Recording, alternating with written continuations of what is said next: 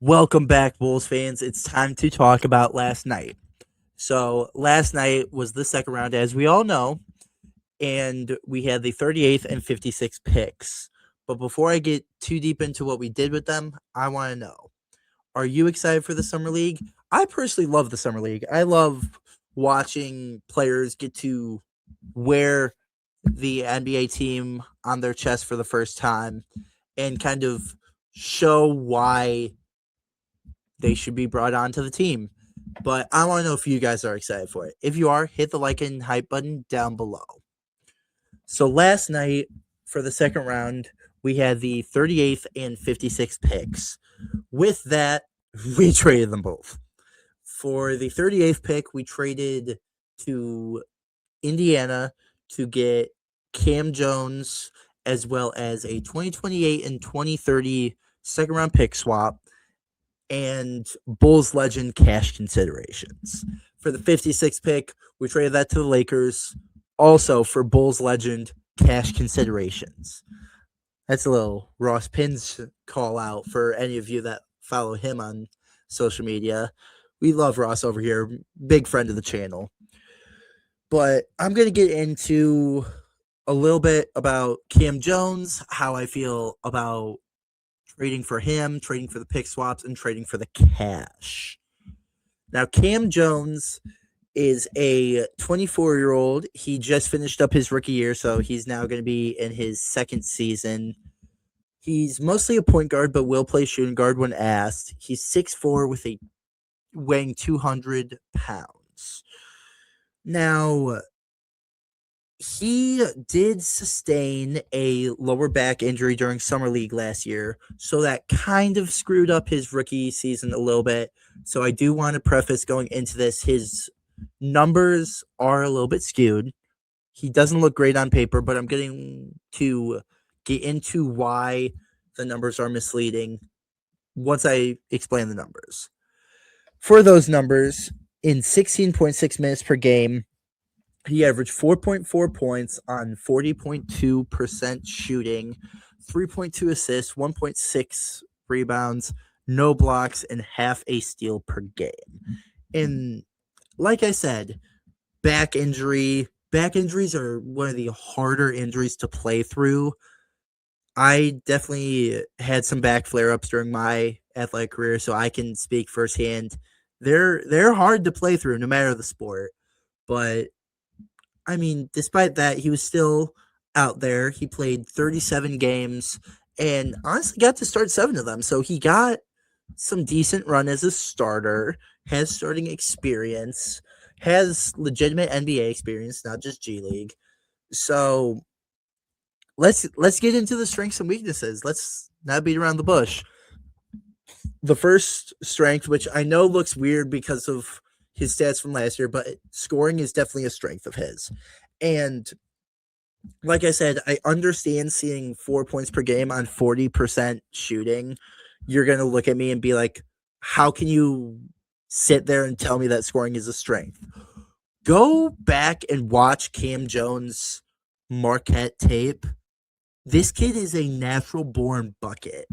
And I'm willing to give him the benefit of the doubt that his efficiency was low and his overall scoring was low because of the lower back injury. And kind of just the Pacers were a weird team as a whole.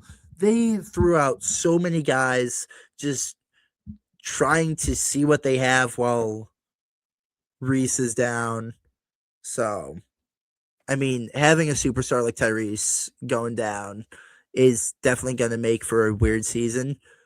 I'm willing to give him the benefit of a doubt because I watched a lot of Marquette when Cam Jones was there because one of my best friends went to Marquette. So I was always going over to his place, watching games with him, and even going to games. This kid has a knack for scoring. And I mean, it's hard to transition to the league as a second round pick. You don't get as much of a leash as the first round picks do. So one missed shot, you're getting pulled. So I'm willing to chalk up the poor scoring to rookie struggles. The next strength I have, honestly, the next three all kind of play together, and that's passing, high IQ, and assist to turnover ratio.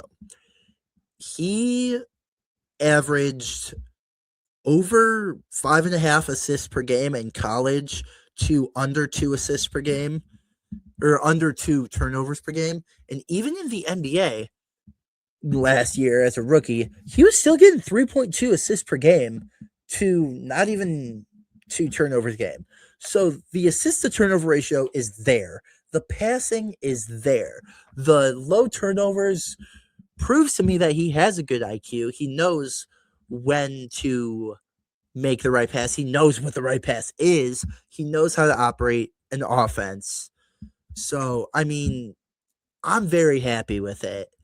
And, I mean, really can't ask for too much more from a rookie that's struggling to score than getting good assist numbers and low turnover numbers in only 16 minutes a game. Like 3 assists in 16 minutes a game is pretty good, especially for a second round rookie. The last one I have is his physical profile. 6'4", 200, perfect build for a point guard. A little bit below average for a shooting guard. I think most shooting guards are around 6'6", probably closer to 215. But I wouldn't call 6'4", 200 a small shooting guard by any means when we have shooting guards out there that are 6'2", 6'3", but definitely a below average physical profile for a shooting guard. But luckily with him mostly being a point guard, I think 6'4", 200 is very good size for a point guard. But I do want to preface that bottom weakness does play into physical profile. His wingspan is not the best. It was one of his bigger knocks coming out of the draft, and I think one of the things that made him a second round instead of a first round pick. Other things that are working against him is his defense, and I think the wingspan plays a lot into that.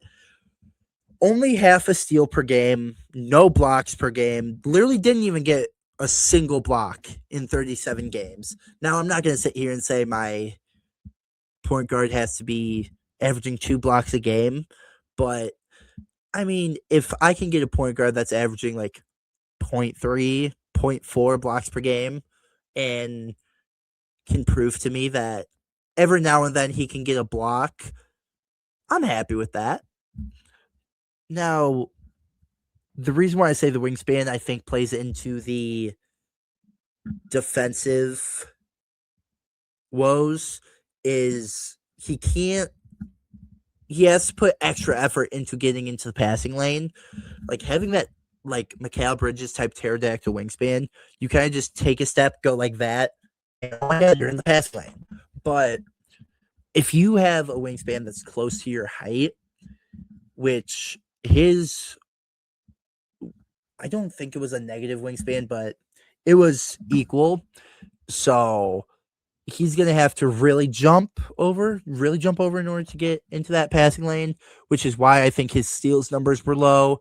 And I mean, shorter arms, harder to contest shots. I think that's why he didn't get a block this season.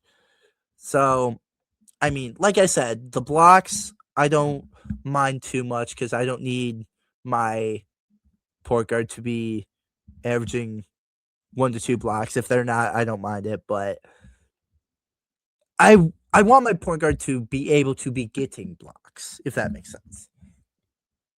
The last two I have kind of work together. His NBA efficiency is admittedly atrocious. I mean, 40% from the field, low 30s for 3-point percentage.